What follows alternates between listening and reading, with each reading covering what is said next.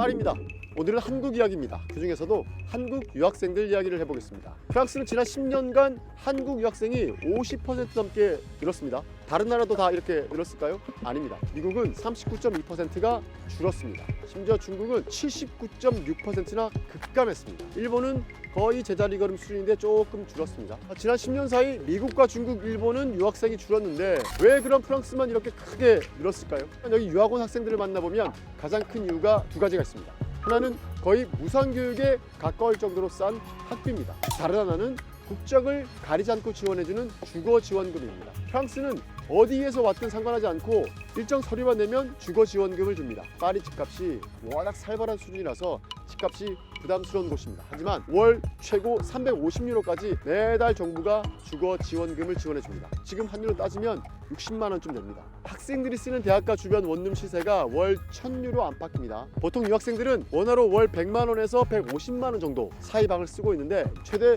60만 원까지 프랑스 정부가 주거 지원금을 지원해주는 건 큰 혜택이 아닐 수 없습니다. 다시 말하지만 이 돈은 빌려주는 게 아니라 진짜로 그냥 줍니다. 그런데 이게 내년 7월부터 완전히 사라집니다. 전면 폐지입니다. 이유는 프랑스 재정 때문입니다. 제가 여러 번 말씀드리긴 했지만 프랑스는 돈이 없습니다. 그래서 지금 예산을 줄이고 세금을 더 거두려고 혈안입니다. 그렇다 보니까 국적을 가리지 않고 외국인들에게 주던 주거보조금을 이젠 더 못 주겠다는 겁니다. 대략 30만 명의 유학생들이 이 지원금을 못 받게 될 것으로 보입니다. 단계적으로 이렇게 좀 줄였으면 좋았을 텐데 한순간에 싹둑 잘라버려서 당장 이사를 가야 한다는 유학생도 있었고요. 심지어 이거 한국으로 돌아가야 하는 건 아니냐, 이게 진지하게 고민해봐야겠다라는 학생들도 있었습니다. 이미 9월 때부터 그렇게 보조금 받을 것까지 생각해서 이사를 한 곳이었는데 지원 중단되면 이사 무조건 해야 된다고.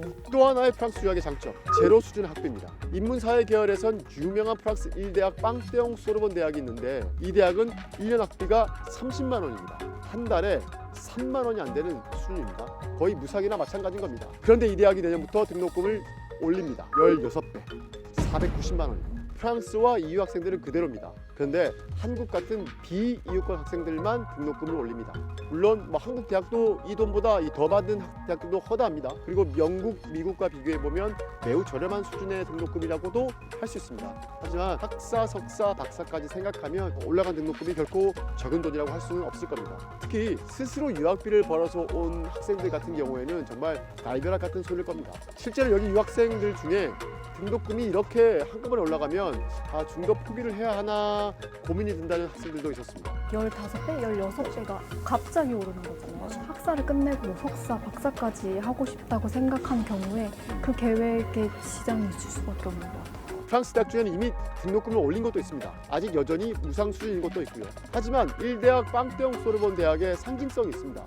1대학이 올렸으니까 다른 대학도 올라갈 가능성이 매우 높습니다. 사실 등록금을 올리는 건 이 비판이 많았습니다. 교육복지를 앞세우고 있는 게 프랑스 교육 철학인데 교육 기회를 등록금 때문에 차별해서는 안 된다, 그건 부당하다라는 게 프랑스의 철학입니다. 그런데 이건 역시도 정부 재정의 문제입니다. 소르본 대학이 내년 예산 1,000억 원이 깎였습니다. 학교도 이제는 더 이상 못 버틴다. 그래서 비유럽권 학생들부터 등록금을 올려버린 겁니다. 이렇게 파리 유학생들의 최대 혜택이었던 제로 수준 학비와 주거 지원비가 사라지게 됐습니다. 한국 학생들에게 정말 안타까운 일입니다. 그런데 또 안타까운 게 있습니다. 바로 환율입니다. 아무래도 유로화는 달러화보다 관심이 바뀔 텐데 아마 놀랄 분이 꽤 있을 겁니다. 올해 1월 2일 기준으로 원달러 환율은 1469.77원이었습니다.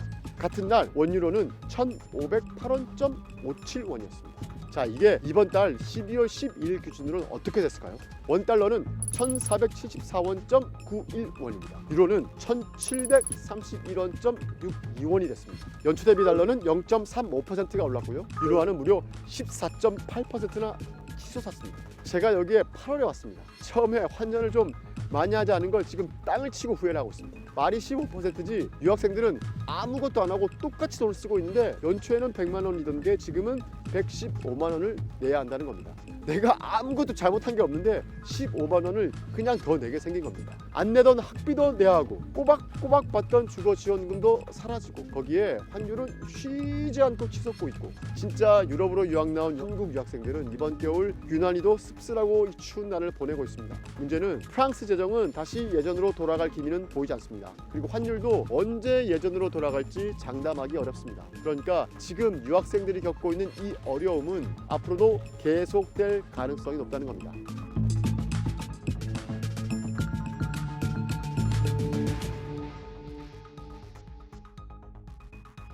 유학생이나 외국인 관광객을 자국민과 동등하게 대우해오던 국가들이 차별적 정책을 잇따라 도입하고 있습니다.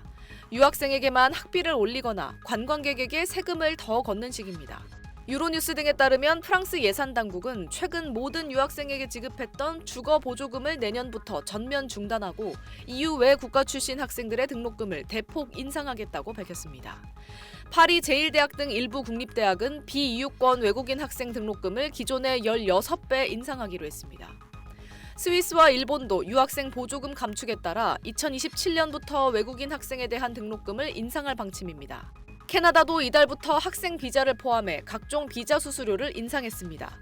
외국인 관광객을 겨냥한 각종 관광세도 내년부터 일제히 인상됩니다. 프랑스 파리 루브르 박물관은 지난 1월부터 비EU 국적자 대상 입장료를 45% 인상했습니다. 미국도 그랜드 캐년, 옐로스톤 등 미국 유명 국립공원을 찾는 외국 관광객들에게 자국민보다 3배 많은 입장료를 책정하기로 했습니다. 노르웨이에서는 지난 6월 호텔 투숙객 전원을 대상으로 3%의 숙박세를 부과하는 법안이 통과됐습니다. 그리스도 올해부터 기후위기 회복세란 이름으로 최대 20유로의 숙박세를 더 받기로 했습니다. 관광이 경제에 큰 비중을 차지하는 태국도 이달 초 공항세를 53% 대폭 인상하기로 했습니다.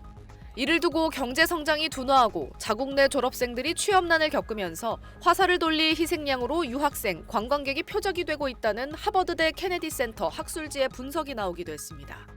일각에서는 선진국들의 급격한 국가재정 악화 외에도 극우 정당이 급부상한 세계 정치 상황이 반영된 움직임이라는 분석도 나오고 있는데 급등한 환율로 어려움을 겪는 한국인 유학생들이 또 직격탄을 맞을 걸로 보입니다. SBS 김민정입니다.